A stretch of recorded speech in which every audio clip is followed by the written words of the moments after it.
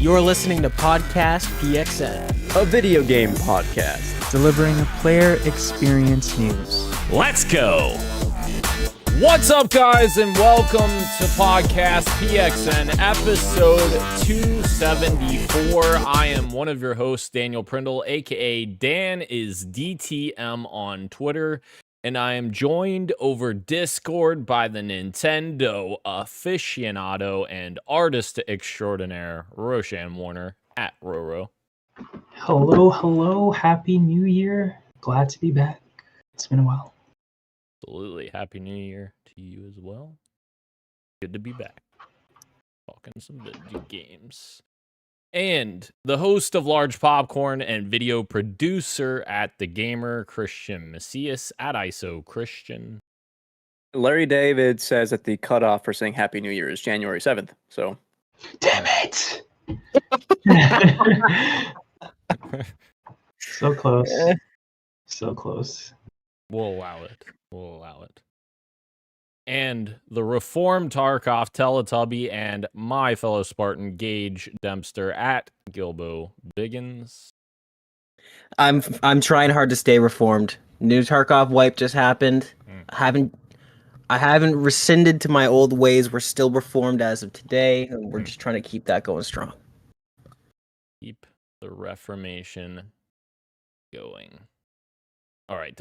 Thank you to everyone watching us live and participating in the chat. Just as a reminder, we are live each and every Wednesday at 8 p.m. Eastern Time on youtube.com/@podcastpxn and twitch.tv/podcastpxn as well. The topic of the show this week is our 2025 Fantasy Critic Draft. We're going to do it. We're going to draft all the not all of them. We're going to draft a handful of video games for each of our teams.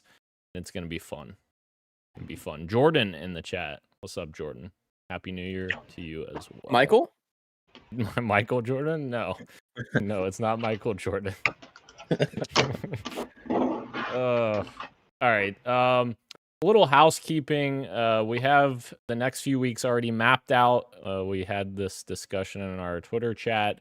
So today is our 2025 Fantasy Critic Draft. And we'll also talk about the winner for 2024 here in a second as well.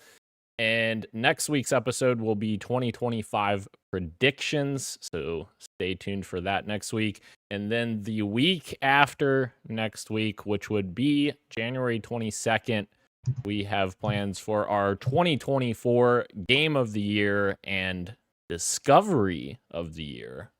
We're going to be talking about those in 2 weeks.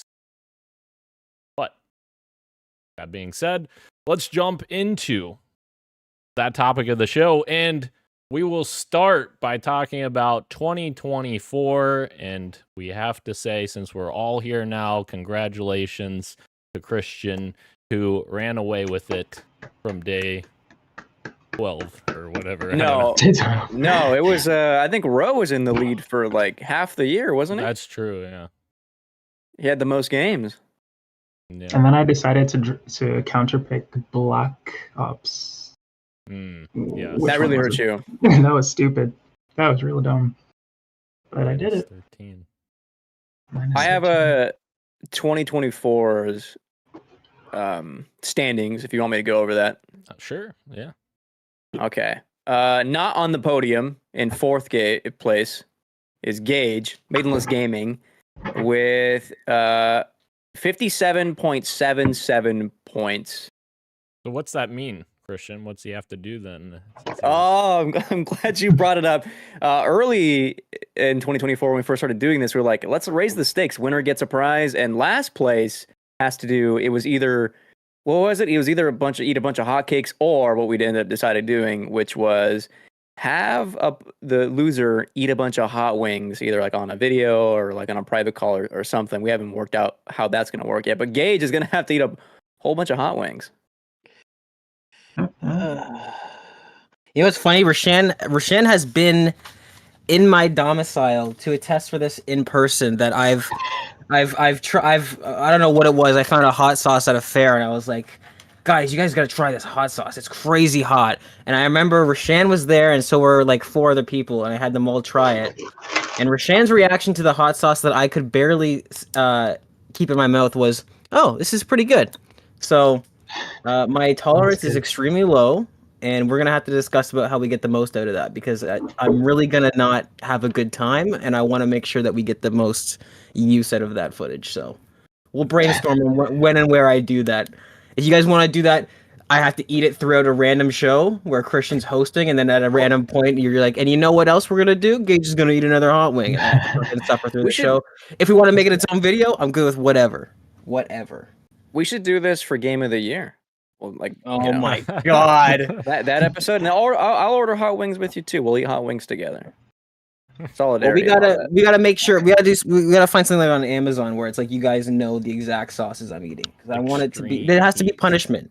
Are you gonna make them or are you gonna buy them? I'll make the wings, but I think we should buy we'll look on Amazon and maybe get a hot one sauce or something that's actually fucking spicy.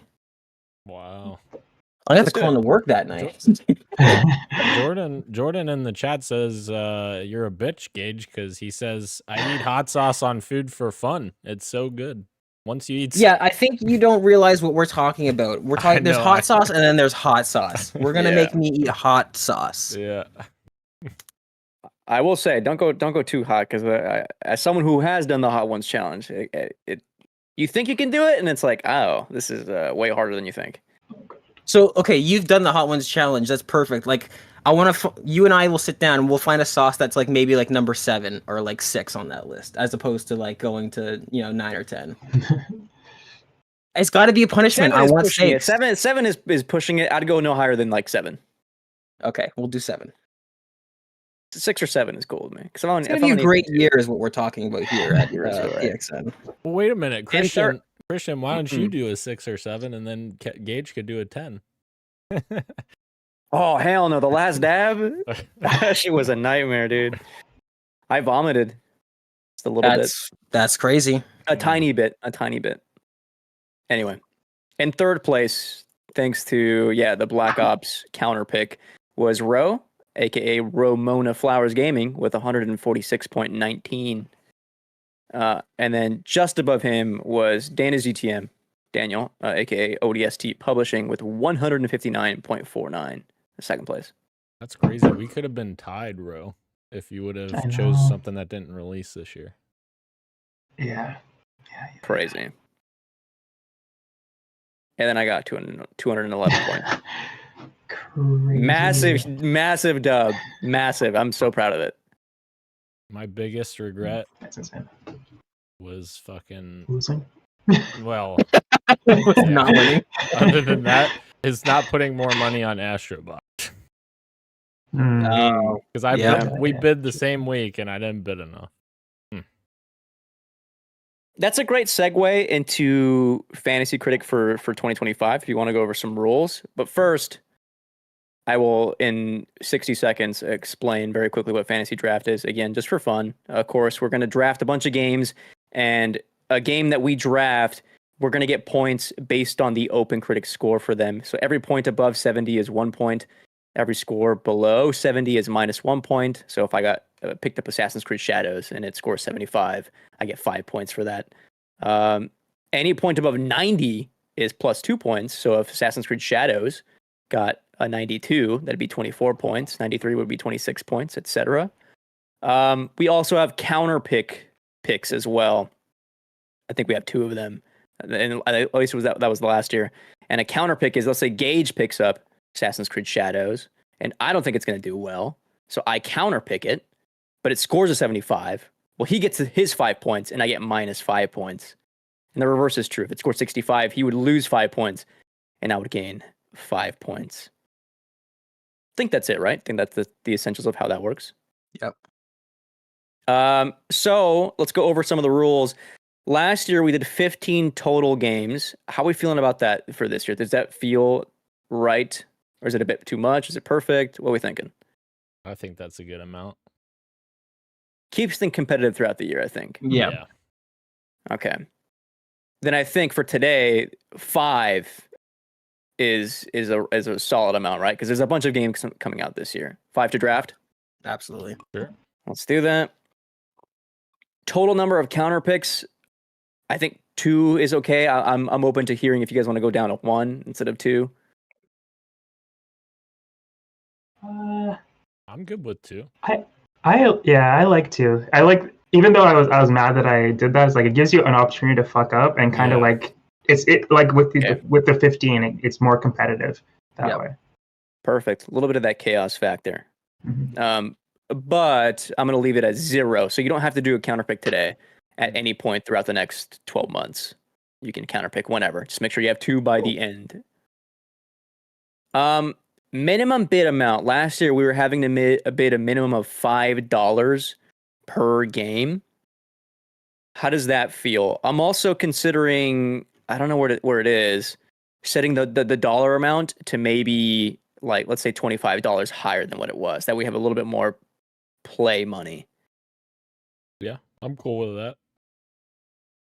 I think the Yeah, $5 is good because then it doesn't let people just be bastards. Like when I say people, I mean me because I did that. $1 on all the. Right. Hold on. I think it's in advanced settings. Counterpick deadline. I'm not seeing a place to increase our dollar amount, but I know it is there somewhere. So,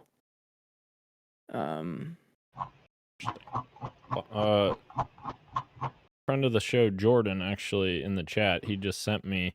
If you want one from the Hot Ones show, The Last Dab is hot as fuck, but nope, actually don't do that one. But he said, but actually really good. He said he would not recommend the bomb. The bomb is like 8 or 9, and that one's is just hot. Didn't taste very good. The last dab, it does have like there's a tanginess to it, if I remember right. There's a sweetness or something to it, but it's also like extremely hot. It does not sit good in the throat. I've got a picture of all. Yeah. Yes.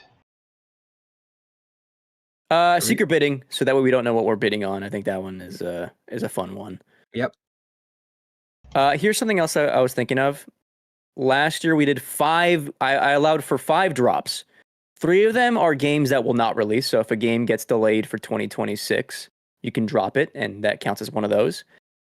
And I did 2 drops for will release. So if a game is confirmed that it's going to drop this year and you don't want it on there anymore, you get 2 of those. I was thinking maybe expanding that to 3 and 3. Is there any way to expand it to about 10 for Gage? Well, he needs to play better. I'm just kidding. No, that's fine. Are you though? Are you though? I mean, I'm counting the number of games. 1, 2, 3. Oh shit! All these games that did not release. It's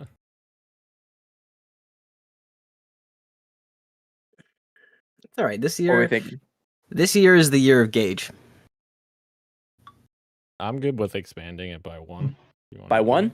Sure. By 1? We get 1 more drop? Sure. Yes, please, God, please. Yeah. Okay, you get 3 drops for games that will release this year and 3 that will not release this year. But Total that of 6 means drops. that means we definitely are going to need more money because if we Right. have more drops. So the extra $25 is going to come in handy. Yep. Yeah. Okay, it's time to go over our tags. Some banned tags. So these are games that you cannot pick up this year. Currently in early access, so no Hades 2 would fall under that. Unless it releases this year. Well, no, you can't. No. Oh, interesting. Because it's early access. Yeah, it's already in early access. Okay, so any game that's going to release in early access first doesn't matter. It doesn't matter if it's that you just can't pick it. No, it has to. It has but to go straight to release. if it releases the same year that it's in early access, then you could draft it. That makes sense. Would that not be Hades 2? Well, but If it releases it's this year? already, but it's already released in early access. Oh, it has to go into early access Yes. and release in this. Gotcha. Okay, gotcha. No director's cuts. So that's games like Persona 5 Royal, Super Mario 3D World plus Bowser's Fury. Excuse me. Bless you. Thank you. Here's an interesting one. Partial remakes. The examples they give are kind of all over the place. The Legend of Zelda Skyward Sword HD doesn't seem like a partial remake to me. Whoa. Oh, sorry. I just thought I saw Rose's hand. I don't know what's going on. You did, yeah. Sorry, I was just trying to refocus. Demon Souls, Shadow of the Colossus, Grand Theft Auto, the trilogy. Are examples of not allowed or allowed? Not allowed. So those are remasters, right? Those are partial remakes. Partial remakes. See, but like, then I'm fine with excluding them. But it's also like you're at the mercy of them to decide what. I know. Right. I think there was a Yeah. couple of games last year that we were all kind of like scratching our heads at, where it's like, well, this is a fully remade game, and they didn't allow. Like, it was Right. weird, but I mean, whatever, right? There's only so much we can do. Okay. Ports, of course, are banned. Released internationally, so if a game like already released in Japan and is coming this year, it's not allowed. Then just straight up remasters, not allowed. So that means DLCs still good, free to play games still good. Of course, new games, new franchises, planned for early access. So if a game is going to come out in early access, it's good. Reimaginings. That's their like new category.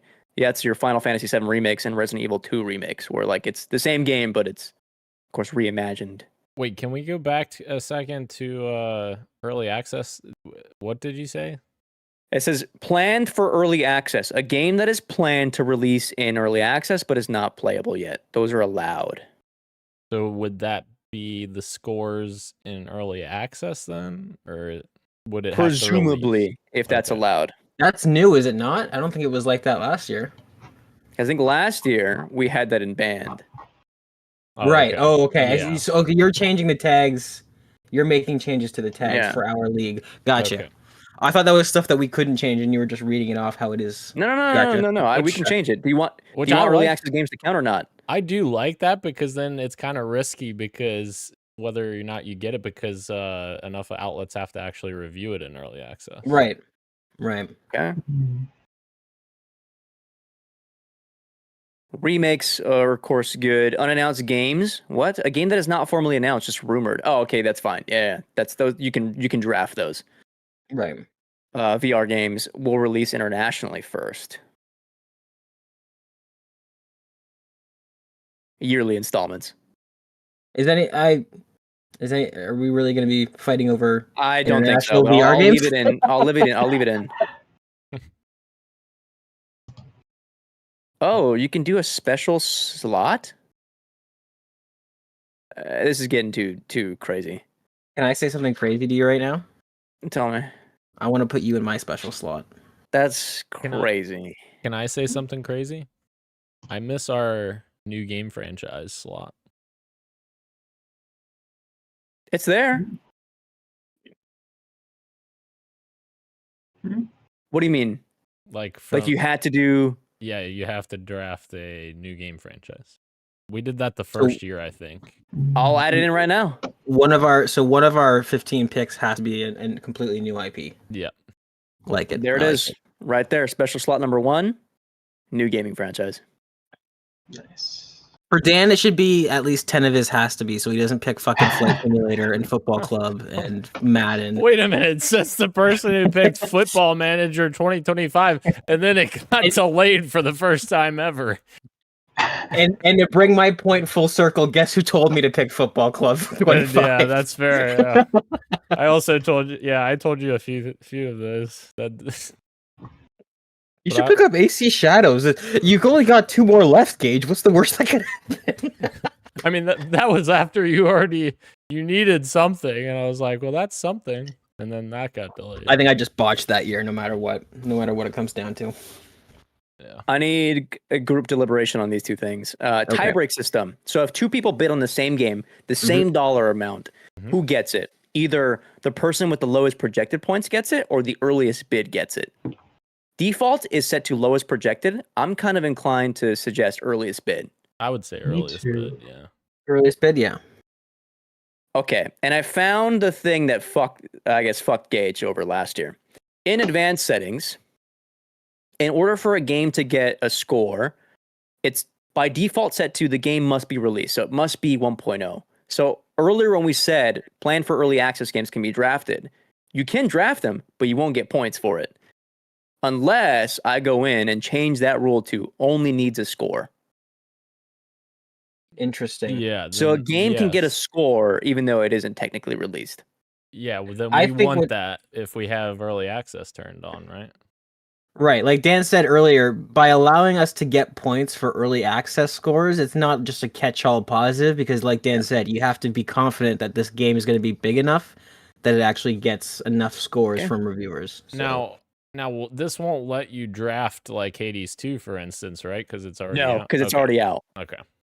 So I'm going to read you the paragraph here just so we're all on the same page. Recently, more and more games have had strange release situations such as Overwatch 2 and Multiversus. This optional will allow a player to get points as soon as a game has an open critic score, regardless of its release status. This also means that early access games will count for points while they are in early access. Good? Good. Yep. We're going to lock these settings in. The year is not active yet. We all have to go in and create our publishers. I'm going to see if I can increase our money too. So I'm not seeing that anywhere. Uh-oh. I know, right? Surely there's got to be somewhere. Let's just Google it. Can you change money in Fantasy Critic? I'm opening up the FAQ as we speak. Oh.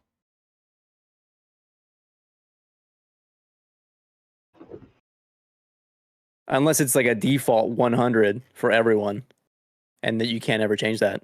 I'm gonna throw a thing out here. If it turns out you can't change the dollar amount, then we should lower the bid from like $5 to $4 or something like that. Or 3, yeah. 3. To I would artificially give us all more money. Yeah. Yeah, I agree. I don't see anything, so I'm down to just right now very quickly change it to $3. Cool. Okay, change this minimum bid amount $3. Confirm. I'm gonna create my publisher.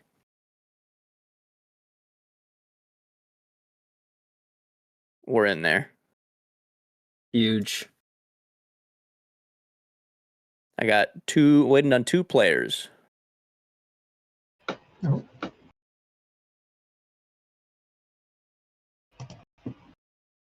Here's where I get to go in and do some watch list stuff. I was going to say, I've done 0 research. And I have all the games that I want written down. Is everyone excited for Gage to pick Grand Theft Auto 6 with his first pick, and then it gets delayed to 2026? Dude, You I think kind of you hope know me, it Dan? does. You think you know me, but you don't know. This year is the year of the dog, and it is inside me.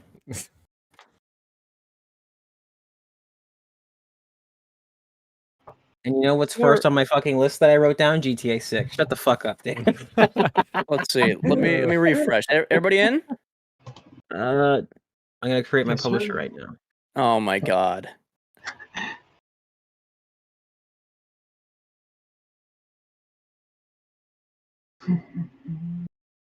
Roshan. Oh my god. What? What? His names every year. Let's see what it is. Refresh. Oh, nice. Stupid Blow ass. your back. All right. Let's all go down the list according to the current draft position, since this just does automatically right now.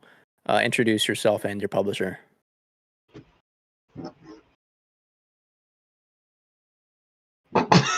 What? We Are all we have waiting the on same me? list. Oh, Yeah. why am Okay. I the first pick? What? It's the draft order isn't set yet. Right now, it's Oh. the first person who submitted their name. Got it. Okay. Yeah. Dan is DTM, and my publisher is Halo is Unreal. Whoa. All right. My publisher is Rose Devil. Rose Devil. Roshan picks. My publisher is Row Your Boat Games. Row Your Boat Games. And my publisher is Okie dokie. Incorporated. Okie dokie. Real quick, I finished season 2, and I'm gonna say 7.5 out of 10 season. Your show. That's crazy that you're giving both seasons the same score. I'm sorry, that's insane. I gave the first one a 7. Season 2, Okay. 7.5. Hell yeah. That's insane. There was a scene in the final episode that should have been like, oh, look at this like tragic moment, and then they play some like licensed music. I'm like, wow, why would you do this right now? Why would you do this right now? You and I had the exact opposite reaction to Yeah. the scene I think you're talking about. That really got me in my feels. Same. Oh, the All right. misery. All right, we're gonna set the draft order to the inverse of last year's results. And let me know when you guys are ready to start drafting, because Gage would go first, and then Ro, then Daniel, then me, and it's a snake draft. So Gage and I, when you and I are drafting, we'll do 2 in a row. Pardon, we're doing 2 in a row. Oh, okay, gotcha. Snake, Right, snake. snake. Yep. So I'm starting off with 1 right now. You're about to. Once I hit OK, you good to go?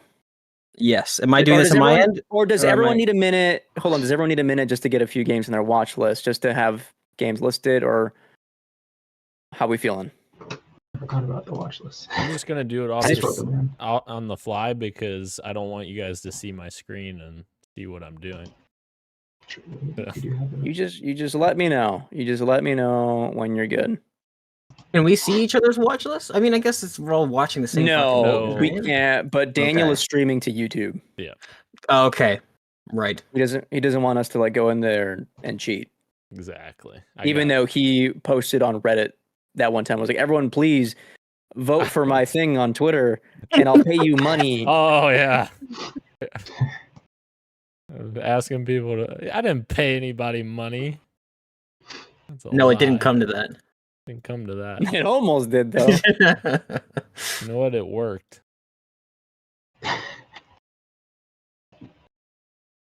I am doing a little watch list thing right now, real quick. I'll give you guys another minute or so.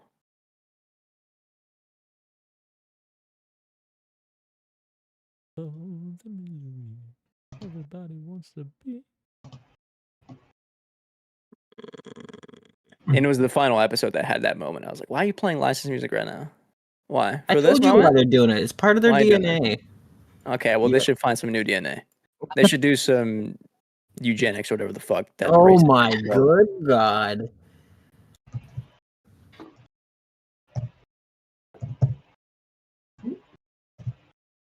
A lot of games And that some we're not eugenics. sure if are even going to come out this year. Hey, I mean, we have one more drop, eh? That's true. Yeah, you could be a bit more risky about it. More money, more drops. Another minute here for Gage to finish up. Anyone to finish up here? Running through this. Wow, I can't believe that wasn't in my thing here. Put you right there. Okay. Oh, that's a day one pickup for $1 if I've ever seen one. Oh, I mean $3. $3. Okay. I think I know what Christian's first pick's gonna be as well, actually. We don't know. If it makes it to him, or second pick, I guess he could be either one. I have 7 possible first picks that I'd be okay with. So I'm sure some. I of am ready those to seven- rock and roll whenever you are. start drafting. Let's go. So Alright. it's your screen should now light up, Gage, and let you know that you can start doing a draft. So and All announce right. it while you're doing it. Sure. I'm gonna announce it after I've done it. That's fine. Just in case it errors out or something. Exactly. you're My such first a pick bitch. You're such It's a Hollow bitch. Knight Silk Song. With these new rules in place for early access, there is no chance in hell I'm not getting 98 points guaranteed. It wouldn't release Thank in you early very access much. anyway. Now, even if it does, I'm safe. Daniel, was up to What you if were gonna it's- get. Hollow Knight's getting delayed again. Sorry, guys. Oh boy, another year. We gotta open pray, huh?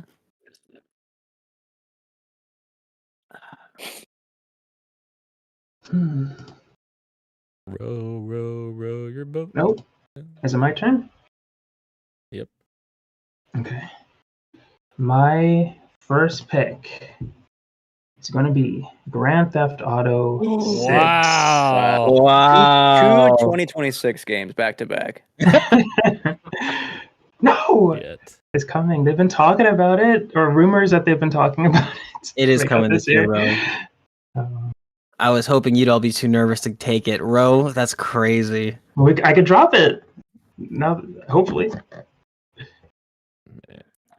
I got a decision to make now. Mm-mm. Oh, what are the stakes this year, huh? We didn't decide that. Loser, winner. Oh, that's true. I forgot about that. Yeah. Think about that all episode. What does Daniel want to do? Does he want Make to love. There's a couple I'm debating. Gosh, damn it. All right.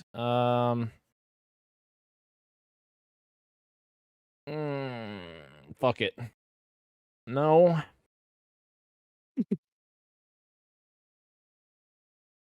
Unannounced Halo game 2025.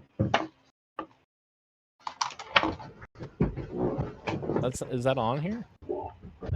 No, I am being an ass. I'm going to do it just but that's different. Fuck. You know what? I'm playing it safe. I'm doing fuck, no I'm not. Oh! We gotta put a timer on this guy. I know, I'm sorry. All right. Doom the Dark Ages. Oh! Great That's a good pick. choice. Great That's a good pick. choice. I was debating, but you know. Wouldn't have been my first, but I respect it. Yeah. So I got 2 games coming up. There's my first game, Dead Stranding 2 on the beach. That was one I debated between, but you know. Well, let's do my second one. Why not? Why not? Why not? What is it? Because even if it's like doesn't meet expectations, it's still at the end of the day Uh-oh. from software game, Elden Ring Night Rain. That's the other one I was Those are both debating. of them? But the concern, what you said is exactly my concern of being a different type of game. Yeah. One they don't really have too much experience with, like a Right. multiplayer. Right. But Fuck it. now I am going to say fuck the Oscars, Split Fiction. Wow. Mm. Interesting. New game franchise. Yes, sir. You already got one, wow. Yes, sir. Yes. That game's gonna be good. I hope so.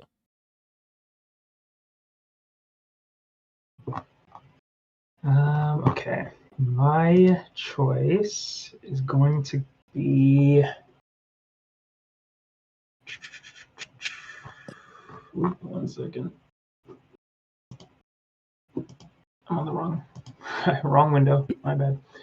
Okay, my pick is Monster Hunter Wild. Huge.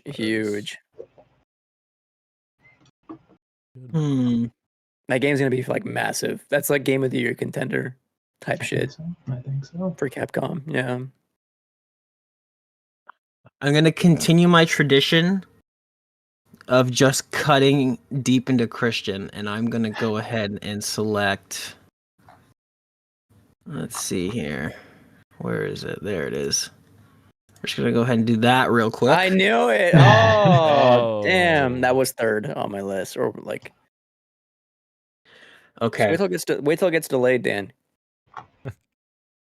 Because they're still not comfortable with a release date for this year. Wow, really? According to reports in December, yes. Wow.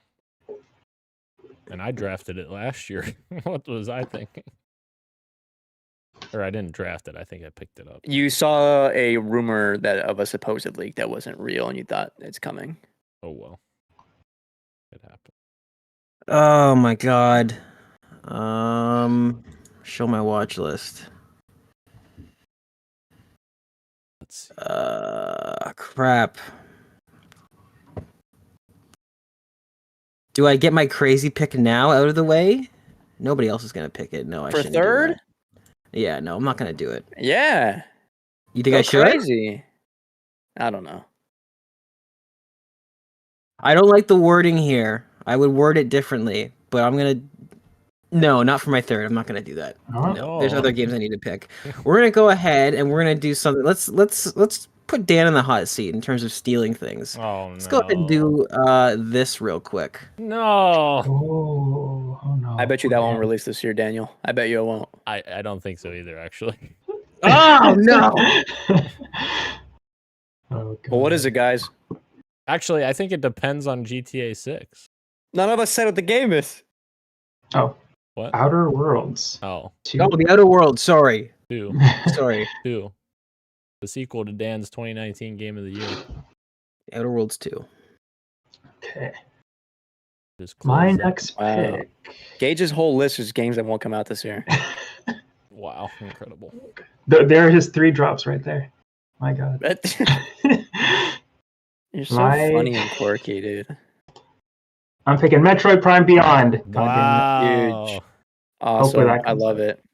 They did give a release window finally after us waiting years for a trailer. They dropped 2025 at the end of it. So hopefully Mhm. Switch to Metroid Prime Beyond. It'll be a beautiful year.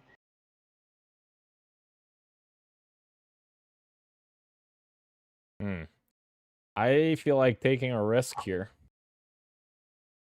Yeah. But I forgot about.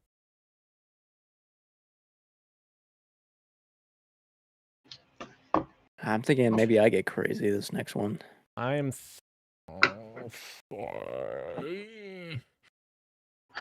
I kind of want to take a risk, but I know if I don't pick this, Christian's gonna pick this. I feel like, unless he doesn't think it's coming out this year.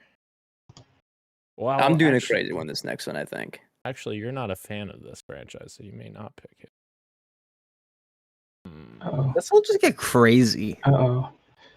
Hmm. What are you doing? I think. Let me start the timer. Fuck. Don't do I know well what he's under doing. pressure.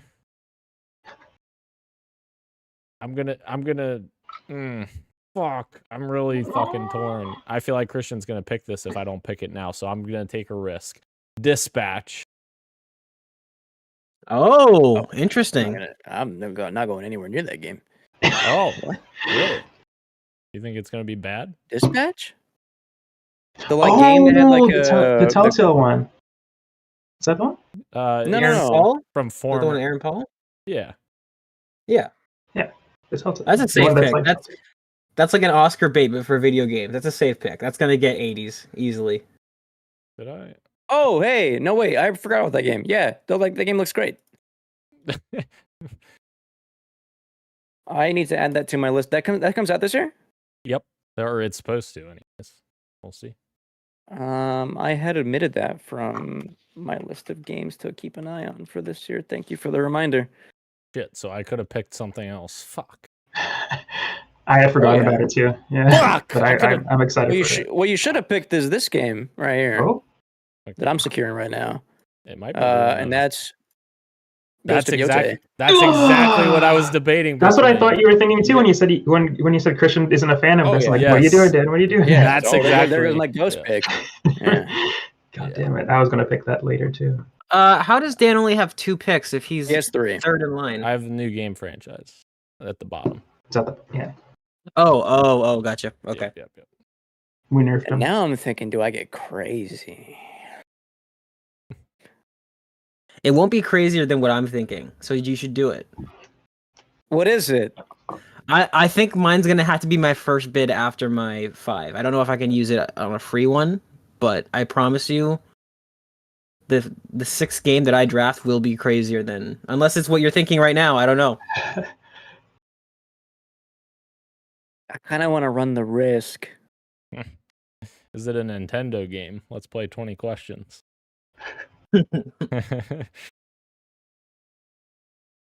Yes. Yeah. I think Uh-oh. think I have an idea of what you're. Me too. What is it, Daniel?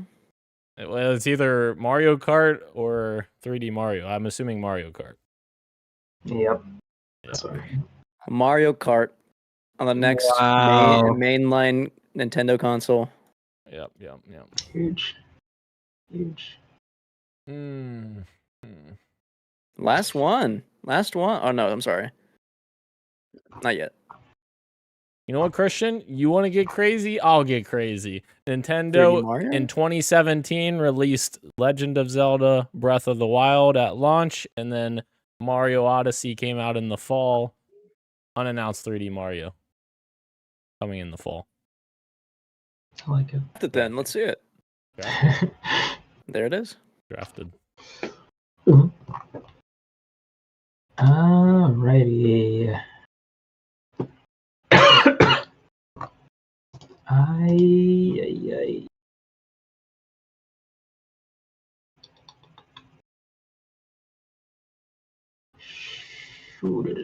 I am going. Oh god.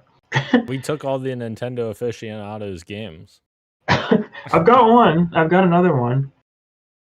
I just don't. I don't know. I don't know if I should pick it. Is it Assassin's Creed Shadows? It's not. I'm just kidding. It's not. Okay, I'm gonna pick it though. I have a good feeling. Oh. Pokemon Legends Z to A. Today. Solid pick. They took what, like a year off to make this. Yeah, the longest break yet. Yeah. So this is my final two picks right here. Back to Yeah. back? Yep. Back to back. Okay. Oh. Just for the spectacle, I want to pick my crazy pick, but I don't. I should wait and save it for my bit after. Grab my list here. I need to focus on games that are definitely coming out that will get scored for. So we're gonna start with another one. I'm sorry to put Dan in the hot seat again. Oh, it's fine if it's what I'm thinking. That's fine. You're going Okay. all in on Obsidian this year. What did he do? Avowed? It's Yeah. Avowed. Did. I wouldn't have gone for that one.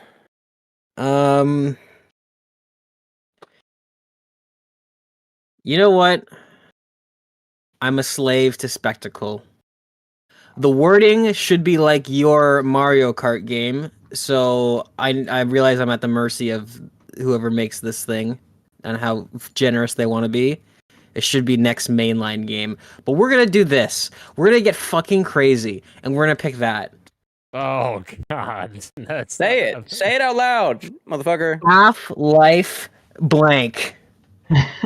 Whatever this one says 3, it should say next mainline game because I have a feeling they'll do an Alex type thing. But AAA Half-Life game from Valve in the year of our Lord 2025. This guy has one game that'll release this year on his list. Oh no.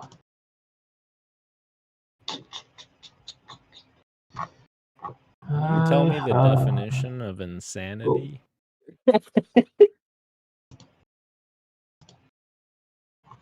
Okay, for my last pick, I'm having difficulty. There's a lot of stuff here to toss around. Yeah. Oh. I'm gonna go with a fairly, maybe it's safe, but not super exciting. But Like a Dragon, Pirate Yakuza in Hawaii is my last pick. Okay. What a title for a video game. What a title. I have to just do a quick. Okay, you guys are absolutely going to wait. What? Oh, okay. You guys are going to absolutely hate me for this pick because it's a prototypical Dan pick right here. South Prototypical. Midnight. Can anyone guess what this game is gonna be? Oh, let's see, a yearly installment, probably. It's not a yearly installment. No, I would never draft a yearly installment. But it is a well-established franchise, and it is Sid Meier's Civilization 7. Yeah, That is a Daniel pick. that's such a Dan pick.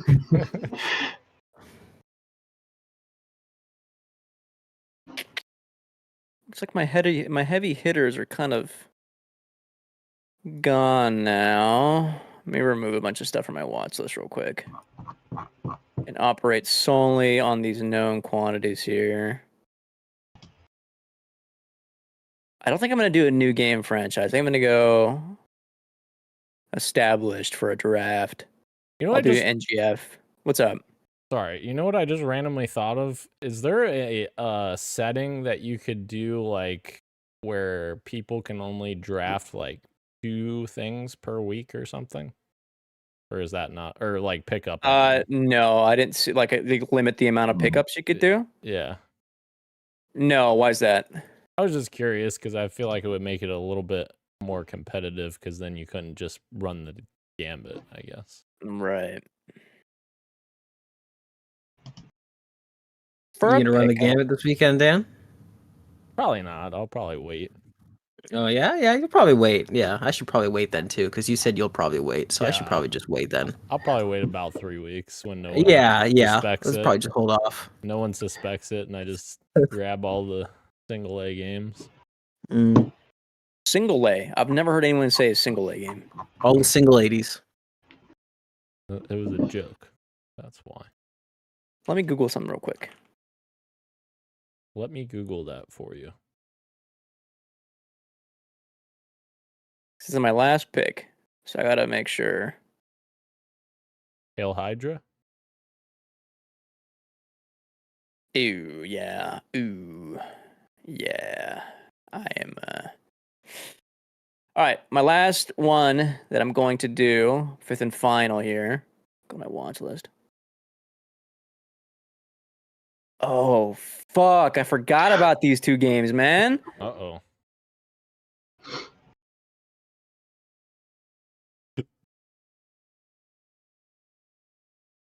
Ooh, I gotta do one more thing here. Christian's gonna draft his little soccer game. I'm betting. Or not draft, but pick it up later. FIFU Rematch. or whatever it's called. I'm very excited for rematch. Yeah. I'm not drafting it. Not drafting. Pick it up. You're gonna pick it up. I might. I don't know yet, to be honest. Draft is complete. 5th and final. So I'll start with my 5, and then you guys can recap. We'll just go backwards. My 5 pickups are, in reverse order: Citizen Sleeper 2, Star Wars Vector, Mario Kart, the next main line, Ghost of Yotei, next Sucker Punch game, Elden Ring Night Ring, and Death Stranding 2 on the beach. Nice. Reverse order for me: Sid Meier's Civilization 7, unannounced Mario 3D platformer, Dispatch, Split Fiction, Doom: The Dark Ages. Reverse order for me: Like a Dragon, Pirate, Yakuza in Hawaii, Pokemon Legends Z to A, Metroid Prime 4 Beyond, Monster Hunter Wilds, and a GTA 6. That's a strong list. Thank you. Man, I really just don't learn my lessons, do I? At all. Nope. Even a little bit. All right, here's my list in reverse order: Half-Life 3, The Outer Worlds 2, Metal Gear, Solid Snake Eater, and Hollow Knight Silk Song. How many of those are getting delayed? I'm surprised Metal Gear Solid even counts as an eligible tag. That game is like, they're like talking about the game. Oh yeah, it's just 1-to-1. Sure, but it's remade from the ground up. But it's the same game. Like, partial remakes don't count, you know? And and they like, hold on. I think whatever. that's where it comes into play of like what your definition is of what a partial remake is. That's where it's tricky because I don't feel like there's like a standard definition of what that means. Yeah. I will say, drafting 2 Obsidian games is crazy work. It's good work though. I mean, Obsidian It's the fucking Lord's work. Obsidian cranks. Get some variety though in the I pickup. agree. No, I agree. He shouldn't have picked Outer Worlds 2, so I could have fucking picked it up. but you didn't. You went for Dispatch. You're right. I did, and I shouldn't have done that because apparently everyone forgot about it. Yet. You better hope reviewers don't forget about it. Oh, That's awesome. Mhm. all right. Is that it? Is that it? What did Yeah. anyone decide what we're doing for winners losers this year? Oh, that's a good point. Hot wings again. Why don't we sit on it? Why don't we sit on it, stew on it? Simmer on it. You got to go to Buffalo Wild Wings for I don't know 5 hours. In terms of the relationship we have with our audience, it feels disingenuous to come up with stakes while we haven't even followed through on the first. You know what I mean? You're right. You're right. Right? Yeah. Come here. Oh no. What do you mean? Let's Oh hit 'em. no. I accidentally closed my tabs where I had a bunch of games that I was gonna pick up. Fuck it. Yeah, that's gone now. Control Shift T. Oh, there it is. Oh. All right. Anyways, I mean, I'm gonna pick those up in 3 weeks. Yeah, in Right. 3 weeks. Such a piece of shit, dude. Into the quick bites we go. I didn't put any news of the week since I figured it was going to take us a while for Fantasy Critic, but we can, if there's something here you guys want to spend more time on, we could just make it a longer bite, It doesn't have to be a quick bite. Anyways, Half-Life 3, is it on the way? This is maybe the reason. Topical. This is maybe the reason why Gage picked it up, because Half-Life voice actor Mike Shapiro posted on Twitter for the first time since 2020, and he posted about Half-Life Alyx. Are we getting Half-Life 3?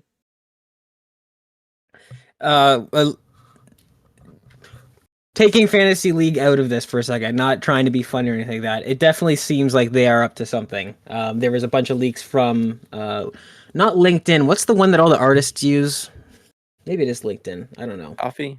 I don't know. Something like that. Yeah, there was a lot of talk of something called White Sands. People working at Valve working on a project that's just called White Sands. And the reason that people have connected the dots is that I guess White Sands is a code name for like a real world Nevada secret military base, and obviously Half-Life, the game, is based off of that. So it seems like there's something going on. Now, what could bite me in the ass is that this could end up being some sort of, I've seen this tossed around, is like a voice announcer pack for like Deadshot or whatever their game is that's out now. That would really fucking suck for me, but I'm hoping it means that Valve is getting comfortable enough with getting back into making games, because Half-Life Alyx was incredible. And I mean, how long had it been since they had released a game when Half-Life Alyx came out? What, 5 years, 6 years? Hmm. Very interesting. Something we were a little upset about. A Master Chief and Doom Guy crossover for Secret Level was pitched. Microsoft said no. I think I understand.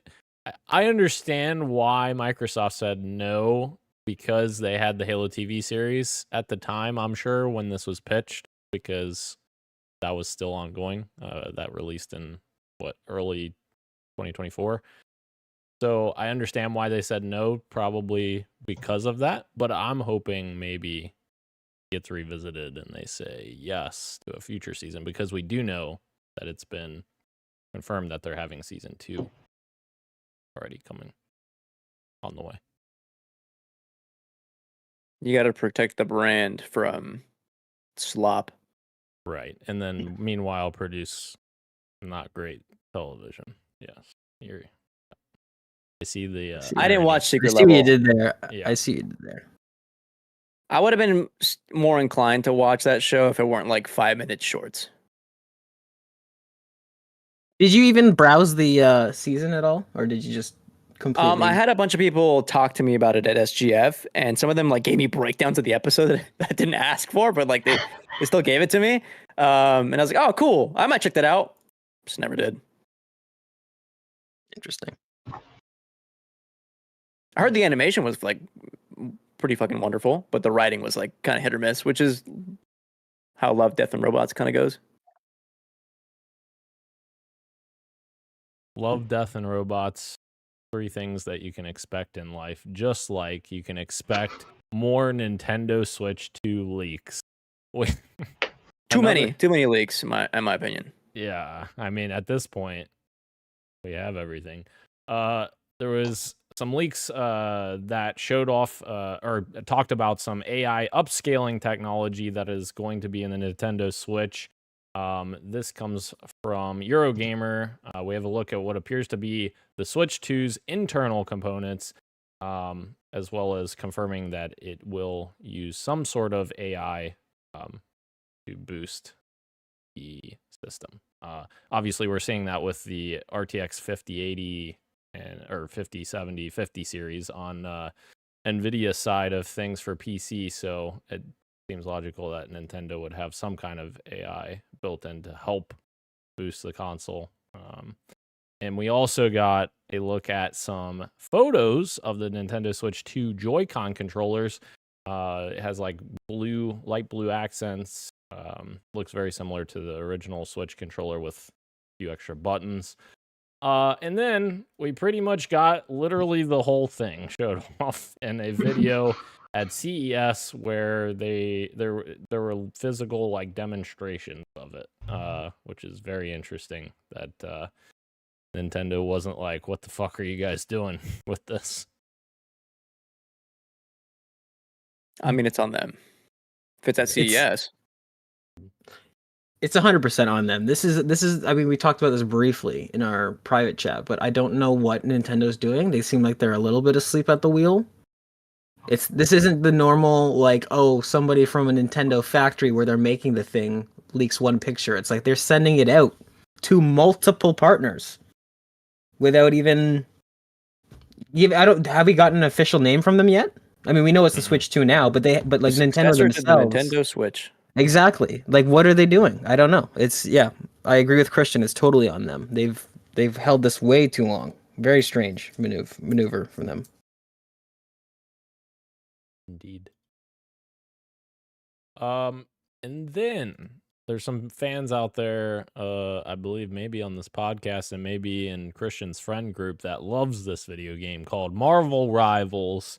And Fantastic Four are coming to Marvel Rivals on January 10th. And basically we're getting all 4 Fantastic Four members, as well as get the name of the robot. Shit. I thought it was in this article, but I don't see Dr. Doom.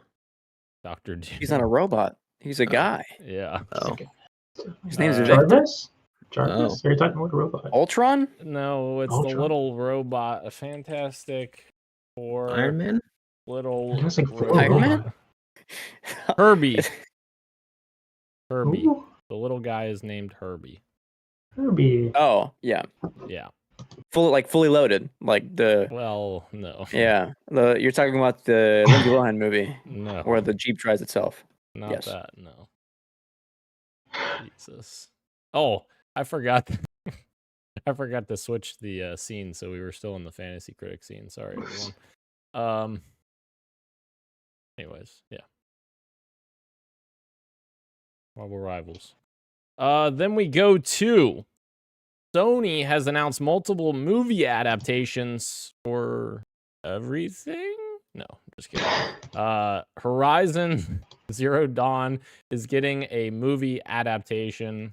So if you wanted that in your life, you're also getting a Helldivers 2 movie adaptation. And we're also getting a Ghost of Tsushima anime from Crunchyroll and Aniplex.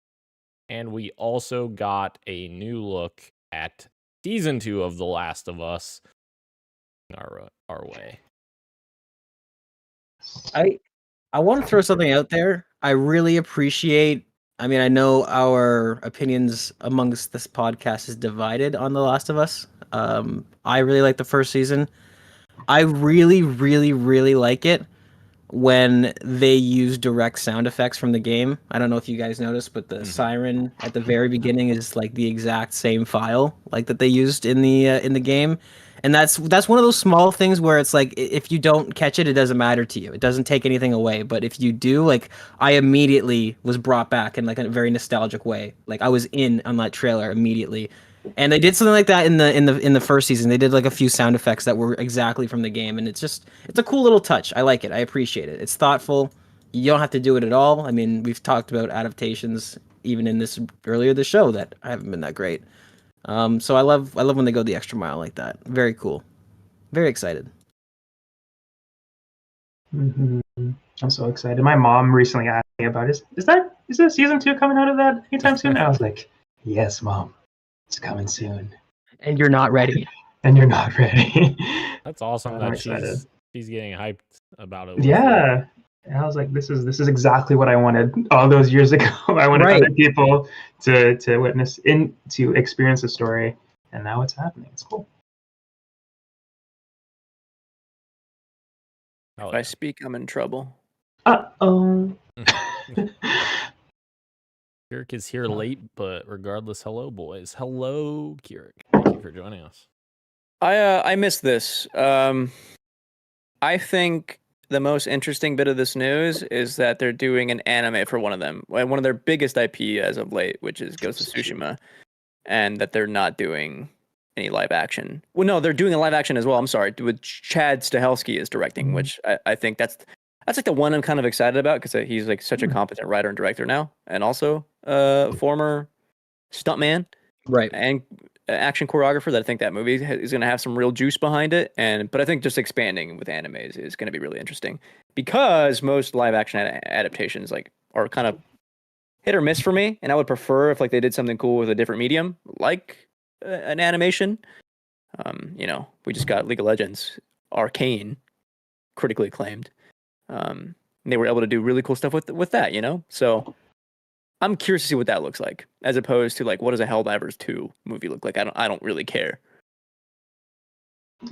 I think I'm excited for that as well. The director for the Ghost of Tsushima anime directed one of the episodes in Star Wars Visions, I think, like all those anime anthology short story things. Oh, which one was it? From season 1? I don't remember. I don't know actually. I just don't know. But yeah, it was from the season 1. Yeah, but I don't remember which one it was. I can find out though and let you know. Visions had some really good episodes. That's one of the ones that I did watch, and there were some that like from studios that I liked, and there were some strong ones there. It's the one with it's like black and white. Whoa, that's one of my favorites. That's the very first episode. Yes, he did that one. The duel. Yes. Hold on, I'm getting a phone call regarding my car. Hold on.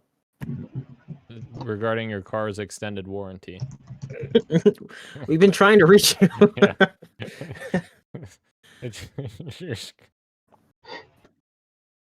Yes, it was the duel. The duel. I think there's a episode of a Halo anthology animated series that has the same episode title. Yes, the Halo Legends. Yeah. Yeah. Helldivers 2, what about that? Like they're making an adaptation on Helldivers 2, which is itself a essential not rip Adaptation of a movie. Right. Starship Troopers. I don't know. I recently watched Starship Troopers for the first time, I think last year, maybe the year before. But it's one of those movies that just gets brought up amongst movie people where it's like, oh, you should watch this. It's a cult classic. And I watched the movie and I was surprised at like how well it held up and how funny it was and how good the CGI was, that upon hearing this news, I'm like, this is kind of even more silly that this movie still exists. And when Helldivers 2 came out, that movie got another resurgence. It was like in news headlines where it's like, oh, it's being streamed a lot on Netflix and it's being rented. So I don't know. It's kind of silly. They'll have to do something to differentiate themselves. Because otherwise, I think they're kind of setting themselves up for that criticism of, oh, this just feels like this movie that you guys are already based off of. I don't know. For sure. We'll see. Yeah, they're definitely gonna struggle with comparisons, I think. Yeah. Yeah, and then we got fucking Horizon Zero Dawn because, Okay. everyone loves Horizon. Apparently. Yeah. Oh my I think Ro had the perfect reaction for that. I think Okay. Herman I loves saw- Horizon. Herman Hulse definitely loves Horizon. I saw somebody on Twitter say that Horizon is like an industry plant. Like it sells really well, but nobody really cares, which is weird. Right. It's like how is it selling so well and nobody, I don't know. Yeah, I guess who's it's buying just yeah, it's weird. It's very weird. And it's just like okay games. I don't know. Interesting. All right. We got some weird shit happening with Nintendo Switch cartridges, and googly eyes are apparently appearing in Nintendo Switch boxes. Over the holidays, a number of posts popped up across Reddit and Twitter from individuals claiming that their seemingly sealed brand new Nintendo Switch cases contained a googly eye and a black piece of plastic instead of an actual game cartridge.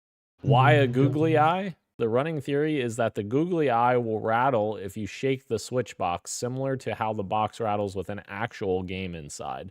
And the black plastic around the side fools individuals trying to look through the cracks on the top or bottom to see if the outline of the game is visible without unwrapping it. Without these items, someone might be tipped off that a game has been stolen from the package, but this method ensures that no one notices the crime until they open the case. This is insane. That is sinister. Oh my god. Also, how That's are so these sad. games not locked up? Because like we live in America where we have fucking just like everything locked up, like in lock boxes and all kinds of shit. I don't know if it's the same up there or not. Not The- yet. I don't think. Like you mean like in stores, right? Like department stores and all Yes. that when you go, yeah. Even Best like Buy was like that. I don't know if they still sell games. yeah. No, well, not the games. Sorry, the consoles were definitely locked up. Yeah. I don't. But actually, yes, they were. They had like one or a few games on, but the actual games themselves were locked away. So you had to bring them the empty case, and they unlocked where the games Oh, actually you're right. were. Yeah. Yeah. So they just Okay. like put them on display. At least at Best Buy. I don't know. And Toys R Us, they definitely had it locked. But, yeah. How are people getting? What did I into- miss? We're talking about how people are getting into Nintendo Switch cases and That's putting like googly someone who eyes. works there, right? Yeah. Or wherever the distribution. Because I'm thinking like GameStop does the same thing. They have empty things on their shelves. True. Yeah. Putting some fake plastic wrap around it. Terrible. Hmm. Terrible. Can I say something? Absolutely. I miss when you used to be able to buy things and you could like just have an idea of the quality of the thing you're buying. And now you shop and everything is like online now, and everything's the fucking same, and everything is made so cheaply. Like why am I like trying to get like a wrench? And everything is like frequently returned item or like very poor reviews. Like this thing sucks. Like, oh, okay, can I just buy like a wrench that works? Right. Why is like a, you know what I mean? Yeah. True. Switch 2 better work. Oh god. Well, it's not $700 because of some tariff. Mm, It's fine because Oh. if we start paying the tariffs, then so will Gage and Roe. Yeah, Once exactly. we annex them, Yeah, 51st state. 51st state. don't have to worry about your the games will cost a little bit less. Well, You know what? If we don't become the 51st state, the games will now be cheap in the United States or in the Canada compared to the United States. You guys will have to come up north to get your laptops and consoles. Well, I also saw something that, like, well, this is a whole other thing, but this isn't even video game related at this point. But anyways, Trump fucking wanting to annex Canada is the dumbest thing possible because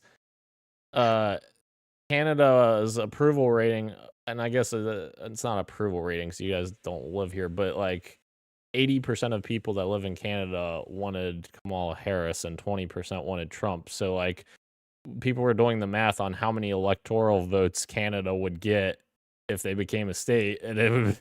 I mean, that wouldn't help him. Like that would make it worse for him.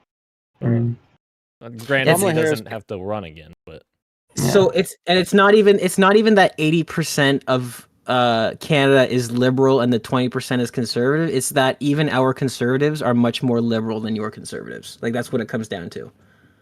Right. I think I'm just gonna move to the Gulf of America. That's what I'm gonna do. Jesus. All right. You gotta move on before I start getting fucking angry. So that's some stuff I've seen today. Oh my God. Uh-oh, what else? I've been radicalized again. Jeez. Every day I'm radicalized. Kamala Harris didn't show up to a vote for fucking the National Labor Board and lost control of the fucking board 2 years early just because she didn't want to show up to work for a massive vote. Yep. They're all the same. They are all the same. They're in it for themselves. But back to video games. She was sleepy. Buying some jumper cables and a wrench set. Is that because you're radicalized, or is that for the car? Oh no! Hope the feds aren't watching, dude. Jesus. Oh my God. Where were you January 8th? Oh no. I was in the Cybertruck. Jesus Christ. Okay, moving on. Next story. All right. Moving on. Steam OS. How do I transition into this? Steam OS is now available for third-party devices. Valve is allowing other people to use their OS on their handhelds. And, of course, in a post on Steam's website, Valve says that the operating system was developed to provide a seamless user experience optimized for gaming while retaining access to the power and flexibility of a PC. The OS isn't available on other handhelds yet, but Valve says the work is being done for the Lenovo Legion Go S, which comes installed with SteamOS instead of Windows. It will improve the operating system's compatibility with other handheld PCs. They're going to be shipping out a beta of SteamOS here soon, and they'll continue adding support and improving the experience with future releases. There you go. I mean, you know, Gage loves shitting on these mega corporations, but I feel like at the same time, we got to give credit where credit's due, and Valve remains one of the few gaming companies, I don't know if it's a mega corporation, but one of the few large gaming companies that remains pro-consumer in this fucking dreadful capitalist hellscape we find ourselves in. So, kudos to Valve. I don't know. Making your OS available on other platforms is a good move. But when you die, your library goes away. That's pretty standard across most digital platforms. It's not necessarily why is that the case? Seems pretty anti-consumer to me. We should change it, but I don't know that that cancels out all the good that they do. That they just like saying they take a 30% cut too. I mean, I'd like that to be less, but that's just standard for the industry. That is standard, yeah. So well, except for Epic Games Store. How much did they take? I think like 18%? 12%. No, something like that. Yeah. It's a shame. It's Epic. Yeah. Which was done artificially to try and disrupt the market, right? Correct. They came in. They were one of the last storefronts to come in. Yeah, they keep 12%, and actually they have a thing where developers can keep 100% in the first 6 months if they launch exclusively on Epic Games Store. So they could. I mean, Epic Games only takes 12%, but they also lay off 12% of their employees every year. So there's that. I would reckon that's almost a worse strategy than putting your game on Steam. Way more people have Steam than they do Epic Games. Do you know what I mean? It's all driven by the consumer. You would make more losing that 30% cut than you would getting 100% for 6 months. Right. I mean, unless you do the Epic Game Store thing and then release on Steam, because the people on Steam are probably Right. going to buy it regardless. But then by then the hype is gone and you're moving on to the next thing. Possibly. Can I just say something? I just out of curiosity, I just Googled Valve layoffs, and the top story is from 2019. Valve has laid off 13 full-time employees. Wow. Careful with Google though. If you Good guy, Googled it. Valve. Well, I'm saying that this result is from PC Gamer. It's not. I'm not doing the Google AI summary bullshit. Come here. Excuse me. Slide in my special slot. Let me extend my socket wrench. Let me make your eyes googly. Right. He's coming. All right. Moving on It's a movie to quote, Daniel. what? It's a movie quote. Don't worry. Of course it is. Moving on to what you got for me, Dan. What you got for me? Well, Dan, I'm glad you asked me what I've got for you. Well, I've got for you Indiana Jones and the Great Circle. I've played another 5-ish, 6-ish hours this week. I didn't do a very good job on my holiday break originally because I was sick for quite a few days and I didn't feel like playing anything. I think Glenn called me on Discord one night and he's like, Dan, come play. And I'm like, Glenn, my eyes are fucking burning, but I will come try to play for a little bit. I played for 1 hour and I wanted to burn my eyeballs out of my socket. So it was pretty miserable, but I got some Indiana Jones in this week and very much enjoying it. The more I play this game, the more I'm enjoying it. And while I'm not like a big Indiana Jones person, because I've not really seen, I've seen bits and pieces of like a few of the films. I've never seen like an entire one of the films.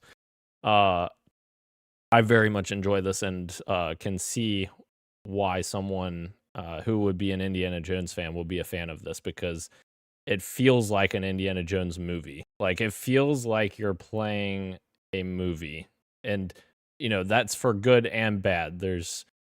I feel like there's a lot of simplification of a lot of like gameplay stuff that is coming at the expense a little bit, but I am enjoying the story and I'm enjoying the adventure. This game feels very much just like an adventure. Like I'm just going out having an adventure, and that's what I'm taking from it. So thus far, I would. enjoying it. I'm gonna jump in because I've also played a bunch of indie. Sure. I think I would hard disagree on like thoughts on the game. I think the worst parts of this game are the part where it gets really close to a movie, because they do so good of a job at emulating the movies. I realize that once they give me the sticks back, I'm like, well, I don't want to be Indiana Jones. I want to watch him do cool shit. Interesting. Like it's a full circle moment for me where like when it's the gameplay stuff, it is like too slow and not enough pulp, so that when you get into like the immersive simmy stuff, it feels like that game needed like another like I'd say 45 to 60 days of polish, because there's just a little bit of like jank to either the platforming, the stealth, the combat, and the way you interact with objects. It's like where it feels like a game from like hella years ago, where like when you're holding an object, you can't also mantle while holding it, or you can't Open put a that door, item, right? you can't put that item away. You have to carry it around with it right in front of your face. So you're like supposed to be like a priest walking around the Vatican, but you're also holding a fucking wrench like in between a bunch of nuns and priests. And it's like, okay, well, like that's a like immersion breaking when the game wants me to be immersive as like an Indiana disguised person. So there's like a lot of like these like disjointed moments for me, even though like the game itself is like actually really good, and I think the writing is like maybe one of the best of last year, and the acting I think is fucking phenomenal. So it's like it's like a weird place for me to be in with that game. And my thing is very good though. My thing is like there's so many cutscenes and so much like there's so much in between content that I feel like the rest of it doesn't even really matter to me. Like, even though the gameplay for me is like too simplified and there's not really a whole lot of depth there for me to get excited about, it seems like the story is like keeping me interested enough to just want to keep going through each story bit. And like there's cutscene, and then you do like a thing, and then another cutscene, and another. Like there's a lot of cutscenes in this, which. And I think that's bad because I agree. The cutscenes are like pretty good, but they also have like the same amount of weight to like the main story cutscenes and the side activity cutscenes that like it hurts pacing overall. And I go back to the notion, well, if that's the case, then I'd rather just watch an Indiana Jones movie rather than try to like live it by playing a game, because I get like so much like hard positive, like here's a 30-second cutscene for a thing I'm not going to do. Because like I've already spent hours in this one level, and I'm actually pretty focused on the main quest that I'm doing because it's been so enthralling. Which is funny because I've actually found like I very much enjoy the main quest like story, but like the side stuff, I've enjoyed the gameplay mechanics of the side stuff more than the main quest, which is interesting. Sure. Yeah. I don't know. And one thing I do want to point out, because initially when we had this conversation about third person versus first person, I thought that it would be better to have third person view when you're on like the ladders and stuff like that. But for me, it does not work. It does not work at all when I'm actually playing it. It feels very jarring to go from first person to then zooming out and zoom. Like they should have just made it all first person and then have it zoom out for cutscenes and such. Sometimes you get too close to like a wall thing, and it will zoom out to third person because it thinks you're trying to like shimmy through like a crack in the wall. It's like, no, I just walked too close to it. I didn't mean to do that. Right. Yeah. I'll just jump in quickly because I also have Indiana Jones on my list. I finished Indiana Jones, and by finished I mean I'm finished with it, and I uninstalled it. I agree with you with the jarring first person and third person. I think the game overall was a bit too slow for me. It tried to do immersive sim, but there wasn't enough sandbox, I think, to really fully capitalize on that for me. But most importantly, and this might just be a gaugeism, I'm curious if either of you have anything similar, but there are certain settings and time periods that just don't work for me. I think the first Assassin's Creed game after Assassin's Creed Unity, which I really enjoyed, Unity. The next one was the one with the brother and the sister, right? Yes. During the Industrial Age. Yeah. London. The Industrial Age is one of those time periods that I just don't fucking care for. If there is a game, I never played The Order 1886 because that is the exact time period I find so uninteresting. I tried hard to like Indiana Jones, but the 1930s are so fucking uninteresting to me that it's crazy. As soon you guys talking about the Vatican priest thing, that's about as far as I got. As soon as we're inspecting Latin transcriptions of the statue of Judas, I'm fucking snoozing. I can't do it. I'm out. So I tried Indiana Jones, but I can't do it. I'm sorry. Which is so unfortunate because the level after that is so much better. Like Egypt is awesome, I thought. The Vatican was pretty sweet too. Like, you know, doing like the puzzles regarding Jesus and stuff, and pouring the wine. I thought it was like this is cool. It made me like, man, I've been missing a fucking pulpy like around the world movie. Like I used to love the National Treasure. Oh yeah. Yeah, I think the movie's fucking rip. I need more of that kind of shit. I was getting some of that with Indy. Yeah, I think maybe I'm wrong, but I think you would have liked Egypt a lot more, Gage, because I was kind of in the same boat with the Vatican stuff. But Egypt, which is the mission right after that, I've very much enjoyed. In fact, am I still there? Or did I'm not. No, I'm on the next part. Never mind. Sorry. Can I give one more note on Indiana Jones? I think they have a bit too much design in their game. Like, I think it's a bit too much menus, like trying to sift through their menus to like, I just took a picture of this thing, so I need to go look at the clue again, and I have to sift through a bunch of menus to even find it, and it's a bit too much. Like the journal?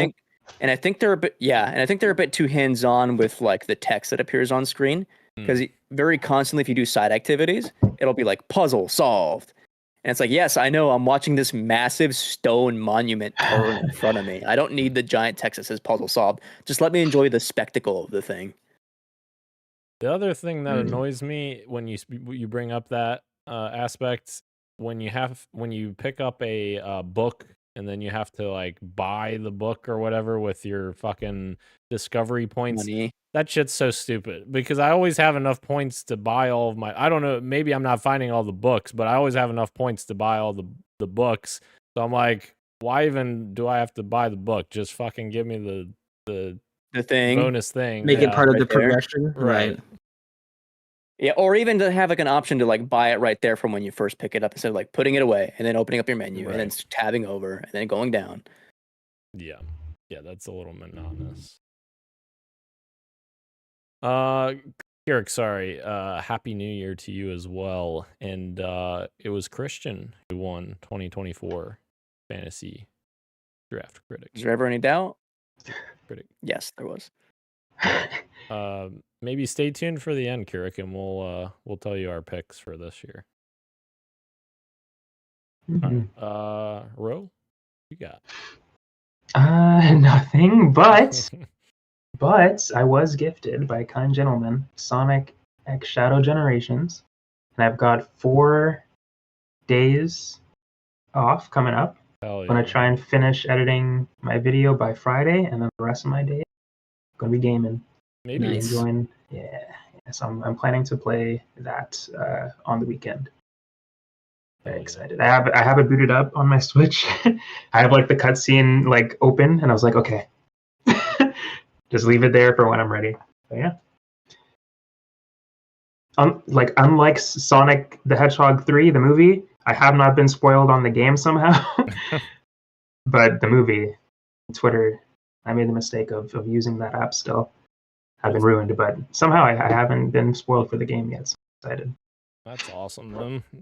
Yeah. I always hate when people spoil shit like, IGN when they post spoilers in a fucking picture in a tweet. Like, really? Ridiculous. The next day after it released. Yeah, exactly. Sometimes the night of. Also, shout out to fucking DHL. I don't know what the fuck DHL's doing. I love DHL. I was being facetious. Oh. Because DHL has Gage's Christmas present that I just looked at. I've been looking at it like every day for the last 2 weeks. It's been sitting in fucking Melrose Park, Illinois since December 26th. I thought for sure it was. I thought for sure that the hang up was on our end because of we had a Canada post strike.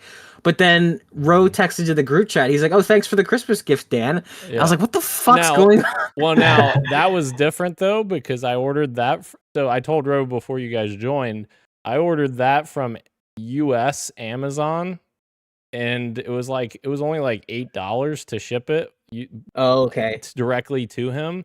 So Amazon delivered it.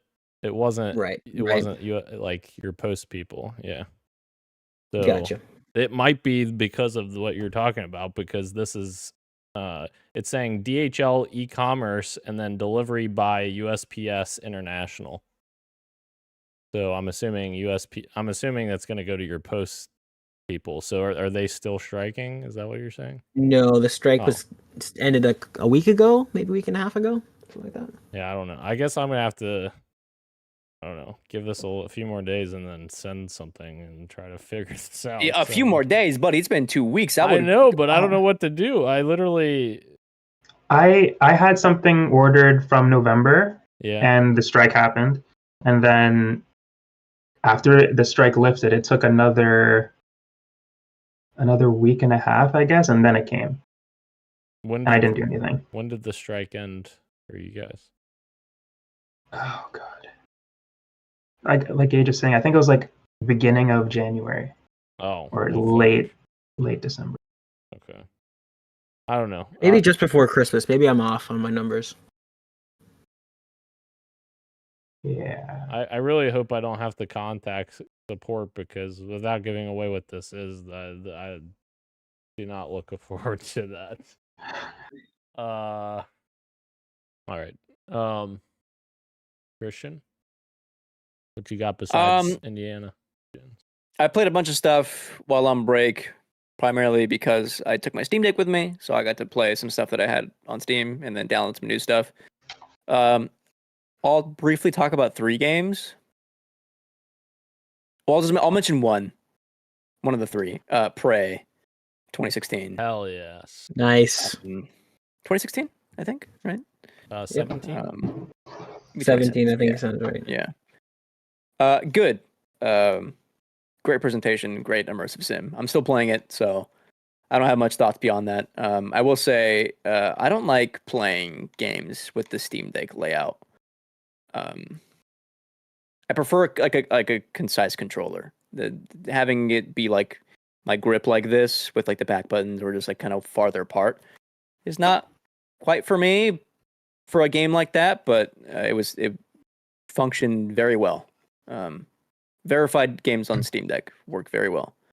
I also played through Half-Life 1 for the very first time, and somebody did a tweet the other day that was like talking about From Software difficulty discourse, where it's like, hey, these games like want you to beat them. Like they're not like difficult in the traditional sense. Where like when you play a game from 15 to 20 years ago, those games don't want you to beat them because the longer you are stuck on a level, the longer you're playing that game. And that is like the design of Half-Life. If I was not save scumming, there were so many points where like I don't know if I would have beaten the game as quickly as I did. And it took me like, I don't know, 12, 13, 14 hours. And it's not a very long game, but it is a very hard game. Like there's not a lot of checkpoints, not a lot of health, not a lot of armor. And even finding those, like you don't get a lot back, and the enemies hit hard. Very tough game, but I wanted to do it because I want to eventually get to Half-Life 2, and I know Half-Life is like transformative for the industry, and I wanted to play it to also get like a different perspective on abiotic factor for whenever we play, because I know that game is like heavily inspired by Half-Life. Right. I played the first 30 minutes to an hour is like the opening of Half-Life, and it's like, okay, they are like riffing on everything that this game is, and I have like such a deep appreciation for abiotic now. The way they brought that is crazy. Half-Life 1, the first hour of that game, very, very fucking good, even today. And then I also wanted to go back and check out like an indie. I played through Firewatch. Oh hell yeah! Good. Yeah. And I remember people years ago when that game came out were like divisive on it because of like narrative controversy. I won't say the spoiler, obviously. And like I went back and I reread some old reviews after I beat the game, and everyone was talking about like the game only gets interesting when like the main narrative kicks in. And I found that so insane how like tastes maybe change, because I played it obviously just last month, and I was like, this game was so much stronger when it was just about relationships and making me question like who I am as like, you know, the setup of this game is you're this guy who goes to work on as this like Firewatch dude because he's having marital issues back home because his wife has like early onset Alzheimer's. And now I'm forming a relationship with like this other woman who's like at a nearby tower. And it's like, wow, this is so compelling for the first 3 to 4 hours, making me like really think about like how much I care about this woman I technically haven't met yet, even though you have like this whole like backstory, and how much like I'm caring for this new person. And then that's just like, it's just gone for this like setup of like a mystery that like doesn't really go anywhere. Like it's somewhat interesting, but I don't think it was as interesting as like, let's just think about these characters for a minute, you know? Good game though. They were while the podcast was going. Sorry, Dan. I logged in to download my picture. You get a camera in the game, and then you can go into the special features and download all their pictures. So I was downloading them from their website. They were making Campo Santo was making a really cool game in the Valley of Gods that got canceled because Valve purchased them. And then they worked on Half-Life Alyx. They purchased them for that fucking their water technology, mainly. Yeah, they did work on Half-Life Alyx as well. Take it back. I was Take it gonna say, back. I thought that was great, Gage. God damn it. Gage, what else you got besides Indian Jones, according to your Besides Indian Jones, starring Charles Smith. Let's see. What do I have? Okay. I'll start off with the quick one. Is that I, because I'm a weak soul, I bought The Last of Us Part 1 on PC. When this game was announced to be coming to PC, I always wanted to try it because from playing it on the PlayStation 5 at 60 frames per second, I just thought to myself, I think with the way that the animations are in this game and the animation blending, that this game would feel really good on mouse and keyboard. And it does. It feels really great on mouse and keyboard, and because I have mouse and keyboard, I can actually aim like a human being because I've lost my skill with my thumbs over the years. I'm playing it on the hardest difficulty, which is something that I never did before. So I'm having fun with that. It's good. It's The Last of Us. It's fantastic. But playing that also, I think, is what made me solidify my decision to uninstall Indiana Jones, because I think the thing I hated most in Indiana Jones was that little quick menu inventory system. I don't know if you guys get used to it after a few hours, but I fucking hated it. I thought that was. I still haven't. No, yeah, and booting up The Last of Us and using that quick, I was like, wow, what night and day game design. I just can't do it. Anyways, Last of Us Part 1. There's way too many blocks. Yeah. It's ridiculous. And like Christian said, the holding one, like you have something in your hand and then oh, quick, I need to go grab something from my inventory for this quest. Oh, let me drop that and then pick this up and then pick that back up. And anyways, it's too much. But yeah, Last of Us on PC, buttery smooth at 120 frames and mouse and keyboard feels amazing. Playing it ungrounded, having a good time, getting my ass kicked. And then games that I beat, I don't know what came over me this Christmas break, but I decided I'm going to pull the trigger on a few card games that had been recommended to me and that I hadn't tried yet. So I started and rolled credits on a game called Inscription, which is absolutely fantastic. Very... An all-timer, some would say. I think it's an all-timer for sure. It's a game that, bear with me, because I think this might make Christian spasm a little bit. It kind of reminds me a little bit of Doki Doki Literature Club in that they are using the medium of a video game, an interactive video game, to like such great effect. And there are games like The Last of Us that are all-timers that are just really strong narratively and are really just good, solid design video games. But even a game like that doesn't necessarily use the medium of video games in the way that some of these smaller games that I've been trying recently have, in such unique and interesting ways, and fucking with you in the menus and doing all this cool stuff. Inscription is absolutely an all-timer. Very, very cool card game. I'm glad I finished it because I'm somebody who does not like card games generally and would have just kept on happily ignoring these smaller games. Very happy that I tried it. Inscription is very cool, a very cool vibe, especially if it's late at night and all the lights are off and you've had a couple gummies. Very, very good time. Even just the beginning of that game is like great when you're like, okay, I think I get this game, and it's like, oh no, I don't get this game. Right. I think Act 3 is my favorite in terms of gameplay. I rolled credits and then I went back in to see like the endless mode or whatever, the real roguelike mode that opens up after you roll credits. Mm-hmm. And I was like, this is fine. I think Act 1 was a really strong first impression, and I think it's maybe the most unique in terms of its vibe. But I think Act 3 gameplay wise, I just liked the layout of the board better and some of that stuff. But very strong first impression from that game. Yes, especially once you think you're playing the game and then you back out and you realize there's a whole other game, and then you back out and then you back out and it keeps going. Russian doll of a video game, very cool. And then the other game, this one was bought for me by Christian. A little card game called Balatro. Now Christian bought this for me on Steam. I sat down and played maybe 20-30 minutes of it. And I thought to myself, this is not a game I'm going to sit down and play at the computer. I don't know if this is for me. I don't know. I'm just going to not talk to Christian about it and hope he doesn't ask about it. And we'll leave it at that. And then I'm at work one day, and it's a particularly slow day at work. And I'm scrolling the Apple store. I'm like, let me download a game on my phone just to keep my sanity. And I see Balatro there. And so I give it a download. I'm like, let's try it on the phone. And I actually checked in your iPhone stats when you can check your app usage. At the end of that shift, I had 4 hours logged in Balatro. What the?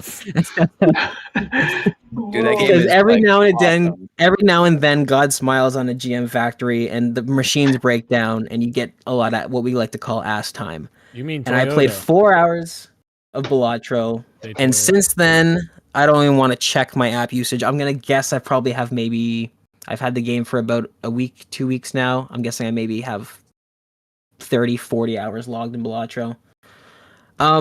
We were doing Game of the Year discussions, and I jokingly, and there was a lot of, I'm not going to say controversy, but I saw a lot of clips on TikTok and stuff of people saying, why is Balatro nominated? It's a guard game, blah, blah. And after playing it, Balatro would have been my game of the year.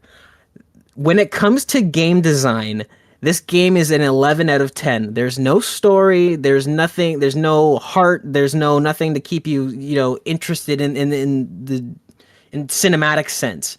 But when it comes to just straight game design, this is like an 11 out of 10 experience. It is incredibly designed, so well thought out, and similar to Inscription, by chance, this is whole genre of game where it's like we want you to find the loopholes in the game that we've made and break the game and rearrange the fact that you've got all these jokers that affects the scoring of your game, but then you realize the game doesn't really tell you this, or if it does, maybe I just skip past it. But you've got your jokers, your 4 or 5 jokers from left to right, and they all do these different things when you play your hand. But then you realize that you can rearrange your jokers, and if you've got a plus and a multiplication here, you can rearrange them and try and min-max the game. It's incredible. It's incredible. Christian, I thank you for getting me on this, because wow. I didn't realize until like after hour 10 that you could also rearrange the cards you're playing in an order. And right. that changed it for me too. It's like, oh, okay. There's just something, and Inscription was like this too. I didn't mention it when I was talking about it, but there is something about these games that are, I call it like an old-fashioned game design, where it's like, we realize you're playing a game. We don't want this to be an HBO production. Like, we want you to interact with this game as a game, which means you can cheat it, or you can, try and break the systems and exploit the little loopholes. And man, what an experience. I'm still playing Balatro now. I'll be playing it at work today. If any second I get any downtime, I will be playing Balatro. It is fantastic, and going back, it's a strong contender for my game of the year. I'm going to be doing a lot of thinking in these next few weeks when we do our episodes. Balatro, man, cannot recommend it enough to anybody. Anybody who even has ever played a card game ever and has had like, oh, that's a decent fun time. Yeah, if you casually like cards at all and you give this game a try, you will be hooked. It is absolutely incredible. He's going to be playing that all shift at his job at Toyota. So look for not him. at Toyota. I would get fired. They are not unionized. Look for them at Toyota. Yeah, right. We're deflecting. We're deflecting, yep. Glenn says, Gage, I'm pretty sure the strike ended either on the 23rd or 24th of December. Okay. Well, just before Christmas. I need to reach out to them then and see what the fuck's going on. All right. Sorry. Did you have any others, Gage? Sorry. I think, did I talk about the last 8 episodes of Secret Level before we took a break? I know I talked about the first 8 episodes. I didn't know if I talked about the last. I finished off Secret Level, and contrary to Christian, I actually thoroughly I think the comparison to Love, Death and Robots. I think the comparison to Love, Death and Robots is exactly fair, in that of the 16 episodes, let's say, 4 of them I really enjoyed, and 5 of them were okay, and the rest were like meh. But still, to me, that's still worth it to give it a shot. I mean, the longest ones are like 15, 16 minutes long.